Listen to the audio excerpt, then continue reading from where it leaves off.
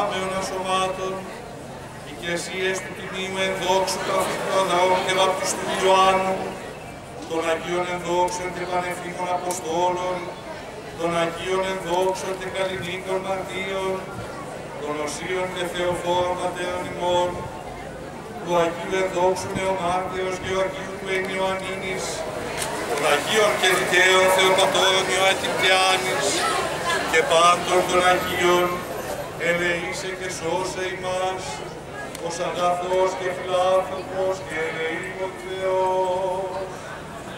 Δεν θα σας κουράσω καθόλου, διότι και η ακολουθία ήταν μακρά και ακολούθησε και η λιτάνευση της Ιεράς Εικόνος. Μόνο να πούμε ότι είναι σήμερα η μέρα μεγάλης χαράς και ευθροσύνης, παρόλο που μιλάμε για έναν θάνατο. Ένας θάνατος συνοδεύεται πάντοτε από θρήνο και κοπετό. Κίνηση όμως, όπως λέμε στην εκκλησιαστική γλώσσα της Παναγίας μας, είναι αφορμή και πανηγύρι χαράς και ευθροσύνης. Διότι το πιστεύουμε και το διαλαλούμε, ότι τάφος και νέκρωσης ούκε κράτησε, αλλά ότι μετέστη προς την ζωή μου, είτε η πάρουσα της ζωής. Η Παναγία είναι παντού, αλλά και είναι δίπλα στον θρόνο του Υιού της.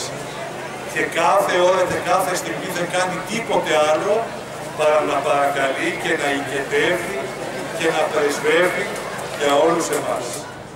Αδελφοί μου, λοιπόν, αυτή τη μεγάλη μέρα την οποία αξιωνόμαστε, την εορτή της κινήσεως και μεταστάσεως της εις τους ουρανούς, ας τις εμπιστευόμαστε όλα τα προβλήματα, όλες τις θλίψεις, όλες τις δοκιμασίες, όλες τις καταιγίδες, όλες τις συμφορές της ζωής μας, με την βεβαιότητα ότι αυτή με την μητρική της παρησία, την οποία έχει στον θρόνο του Υιού και Θεού της, θα δίνει για όλους πάντοτε την καλύτερη λύση και θα σκορπίσει σε όλους την αγάπη και την ευλογία και την χάρη. Χρόνια πολλά και άγια, να ζείτε όλοι.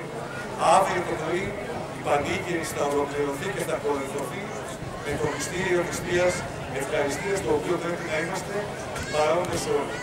Και όσοι έχετε προετοιμαστεί, να κοινωνήσετε και το μεγάλο το μυστήριο. Ο Θεός μαζί σας, χρόνια πολλά. Τα παιδιά με τις εικόνες θα καθίσουν εδώ, προκειμένου όλοι να περάσετε με υπομονή όμως, ένας-ένας, να προσκυνήσετε και να πάρετε, φεύγοντας από την Εκκλησιά, τη Θεοπτωρική χάρη. Διευχών των Αγίων Πατέρων ημών, Κύριε